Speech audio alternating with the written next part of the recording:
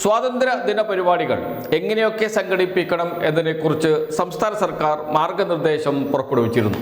August 14 വൈകുന്നേരമാണ് മാർഗനിർദ്ദേശം പുറപ്പെടുവിച്ചത്.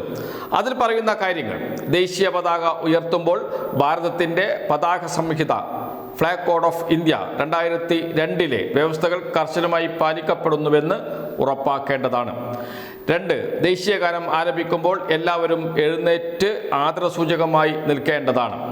പ്ലാസ്റ്റിക് ഉപയോഗിച്ച് നിർമ്മിച്ച ദേശീയ പതാകയുടെ നിർമ്മാണം, വിതരണം, വിൽപ്പന, ഉപയോഗം എന്നിവ പൂർണ്ണമായും നിരോധിച്ചിട്ടുള്ളതാണ്.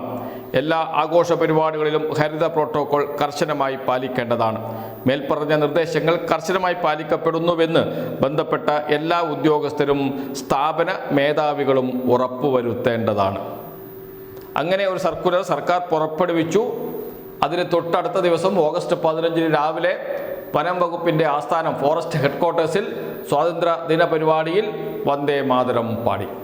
എവിടെയും പറയുന്നില്ല സംസ്ഥാന സർക്കാർ വന്ദേ മാതരം പാടാൻ, ദേശീയ ഗാനം പാടാൻ മാത്രമാണ് പറയുന്നത്. വന്ദേ മാതരം പാടി എന്നതല്ല, മുഴുവൻ പാടി എന്നതാണ് ഏറ്റവും പ്രധാനപ്പെട്ട പ്രശ്നം. എങ്ങനെ വനം വകുപ്പ് ഉദ്യോഗസ്ഥർക്ക് അത്തരമൊരു ധൈര്യം വന്നു? ആ ചോദ്യത്തിനുള്ള ഉത്തരം പറയേണ്ടത് സംസ്ഥാന സർക്കാരാണ്.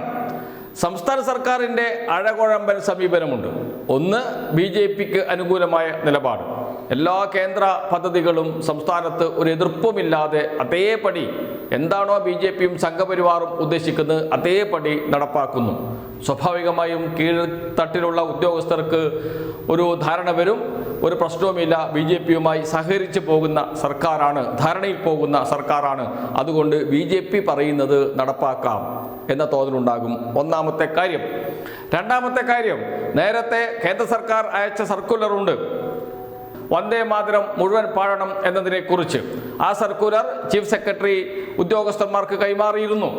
അതിൽ പറയുന്നത് പോലെ പാടാമല്ലോ, അത് പിൻവലിച്ചിട്ടില്ലല്ലോ, അത് നിലനിൽക്കുന്നുണ്ടല്ലോ, അതുകൊണ്ട് വന്ദേ മാതരം മുഴുവൻ പാടുന്നതിൽ തെറ്റില്ല എന്ന ചിന്ത ഉദ്യോഗസ്ഥർക്ക് ഉണ്ടാക്കും.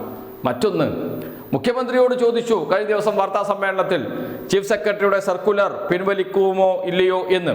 അദ്ദേഹം പറഞ്ഞു പിൻവലിക്കുന്ന പ്രശ്നമില്ല, അതൊരു സാധാരണ സർക്കുലറാണ്, അത് അതിന് വഴിക്ക് പോകട്ടെ. അതിനുശേഷം അദ്ദേഹം പറഞ്ഞു കേന്ദ്ര സർക്കാർ പാർലമെന്റ് നിയമം കൊണ്ടുവന്നിട്ടുണ്ട്, നിയമം കൊണ്ടുവന്നത് മുഴുവൻ പാടാനാണ്, പാടിയില്ലെങ്കിൽ അത് രാജ്യദ്രോഹ കുറ്റമായി മാറും. അത് ഇന്ന് കെ മുരളീധരൻ ഏറ്റുപറയുകയും ചെയ്തിട്ടുണ്ട്. എന്ന് വെച്ചാൽ ഒരു സന്ദേശം കൊടുത്തു, കൃത്യം പാടുന്നവർ പാടിക്കോട്ടെ, ഒരു തെറ്റുമില്ല എന്ന്.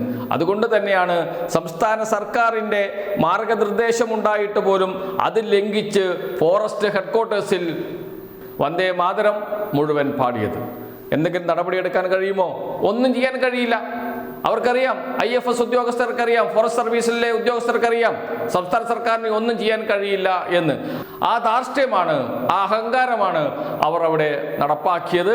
എന്ത് ചെയ്യും സംസ്ഥാന സർക്കാർ എന്നത് വലിയ ചോദ്യമായി അവിടെ നിൽക്കുന്നുണ്ട്.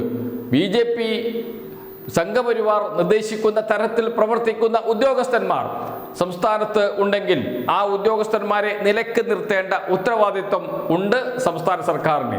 സംസ്ഥാന സർക്കാർ എന്ത് നടപടിയെടുക്കും എന്നത് വലിയ പ്രശ്നമാണ്.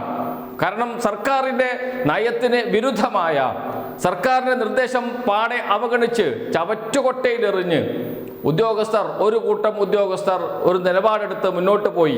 അങ്ങനെ പോകണമെങ്കിൽ അവർക്ക് ആരെങ്കിലും ധൈര്യം കൊടുക്കണം. ആരാണ് ധൈര്യം കൊടുത്തത്? അതിൽ ഒരു കാരണക്കാർ സംസ്ഥാന സർക്കാരിൻ്റെ രാഷ്ട്രീയ നിലപാടില്ലായ്മയാണ്, അഴകുഴമ്പൻ നിലപാടാണ്. അതിൽ സംശയമേ ഇല്ല. സംസ്ഥാന സർക്കാർ ആദ്യം മുതൽ തന്നെ കൃത്യം നിലപാടെടുത്ത് അത് പ്രഖ്യാപിച്ച് മുന്നോട്ട് പോയിരുന്നുവെങ്കിൽ ഒരു ഉദ്യോഗസ്ഥനും അതിൽ നിന്ന് അണുകിട മാറില്ല. ഇവിടെ അഴകുഴമ്പൻ സമീപനം സ്വീകരിച്ചു. വേണമോ വേണ്ടയോ, നടക്കുമോ ഇല്ലയോ, കേന്ദ്ര സർക്കാർ പറയുന്നത് അങ്ങനെയല്ലേ ഇങ്ങനെയല്ലേ എന്നൊക്കെയുള്ള വിശദീകരണങ്ങൾ നൽകി ആകെ കുളമാക്കി വെച്ചു. അതാണ് ഉദ്യോഗസ്ഥന്മാർക്ക് ധൈര്യം വരുന്നത്. ഇനി നടപടിയെടുക്കാൻ, അതിലൊരു കർശനമായ താക്കീതെങ്കിലും ഉദ്യോഗസ്ഥർക്ക് നൽകാൻ സംസ്ഥാന സർക്കാരിന് കഴിയുമോ എന്ന ചോദ്യമാണ് അവശേഷിക്കുന്നത്. ഒരു ചുക്കും ചെയ്യില്ല. കാരണം കേരളം ഭരിക്കുന്നത് പരിവാർ സർക്കാരാണ്.